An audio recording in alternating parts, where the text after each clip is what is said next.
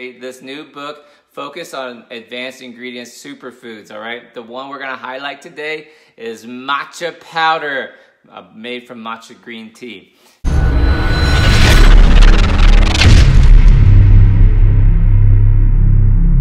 let me read to you what the matcha powder is, okay? It says under matcha tea right here.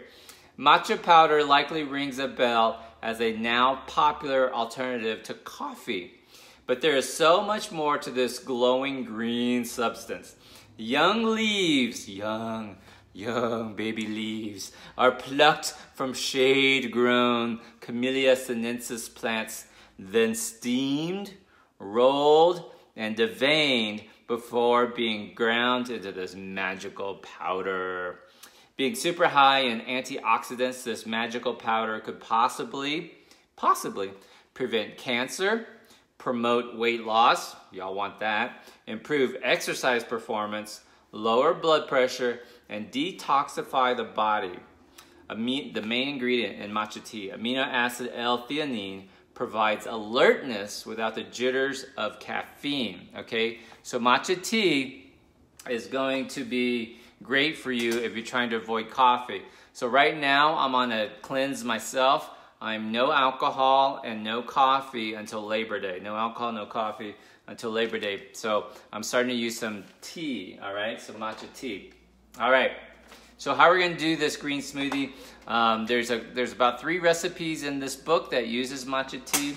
I'm gonna do one off the cuff. You don't have to use the recipe, but here's the package. Now, I have to do a shout out to a patient, Sue First in LA. She made me a gift bag, and the gift bag had this matcha tea in it. This is when I gave my talk in LA, so that was very nice of Sue.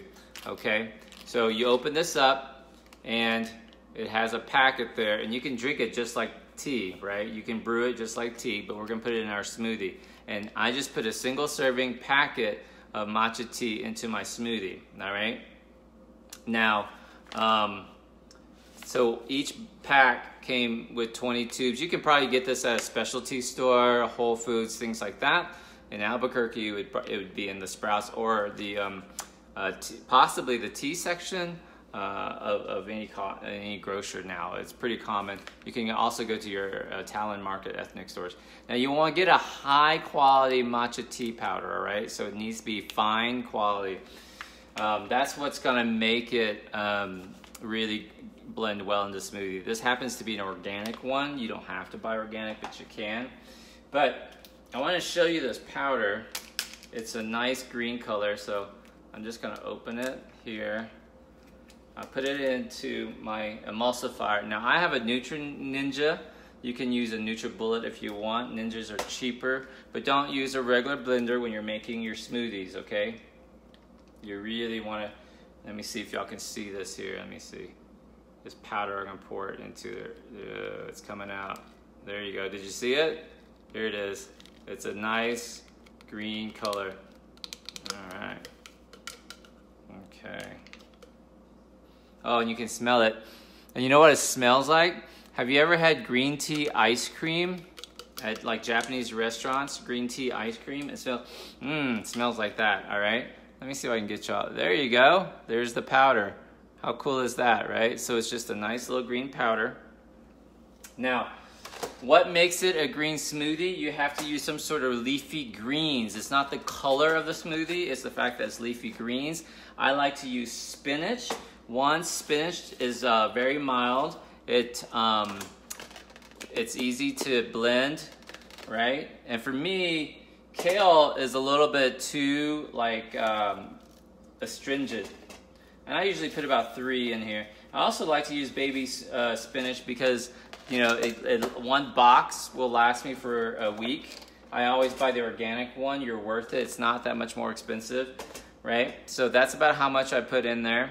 Now, some patients ask me if I'm a weight loss surgery patient, how much of my tea, how much of my smoothie can I drink? And the answer is you drink as much as your baby will hold. So it depends on how far out you are, how tight your sleeve is, how tight your bypass is. You just never know. Most of my patients can drink about 8 ounces in one sitting. Some of them have to sip it throughout the day. This will end up making about 10 ounces, we'll see. Next, I always like to use a banana. Banana gives it a nice flavor, sweetness, and creaminess for the texture. Now, if you're trying to be ketogenic or lower in carbs, skip the banana. Instead, use an avocado, all right? And I use the full banana. You can use half, you can use whatever you like, alrighty?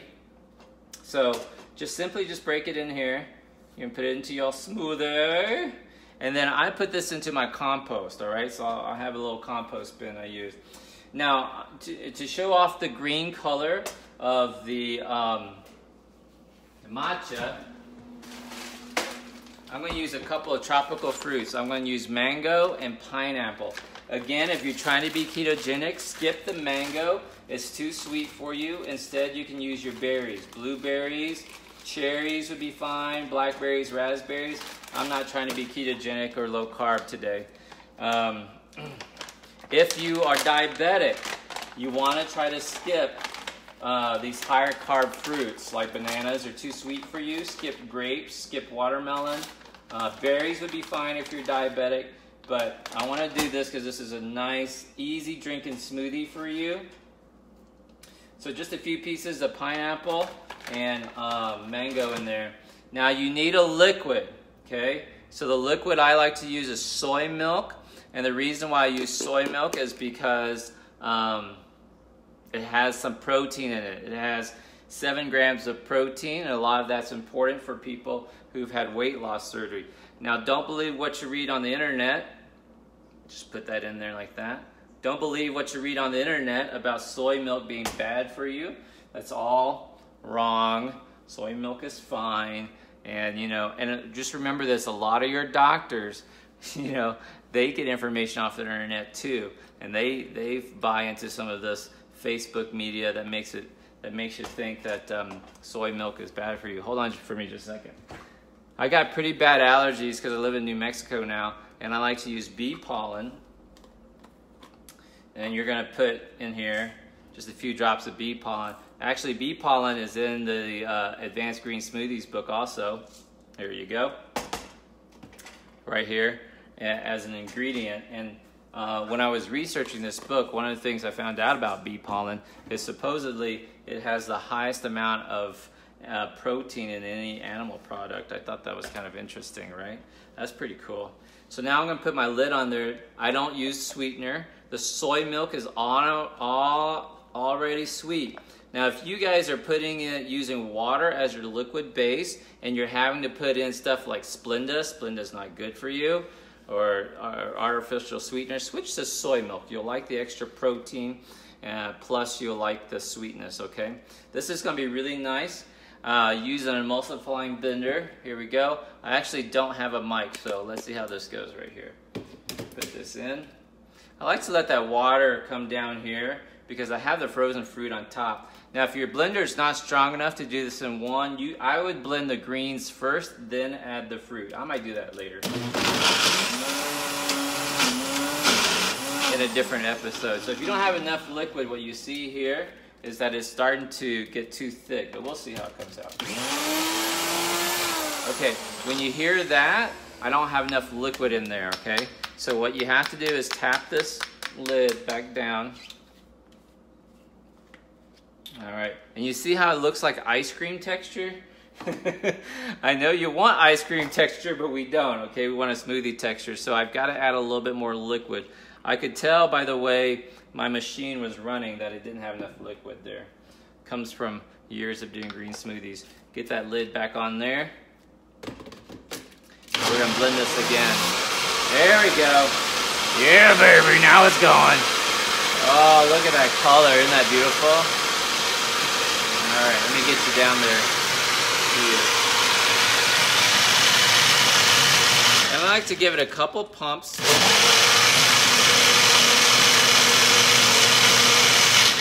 And we're highlighting matcha tea, and you can see how brilliant green that is, okay?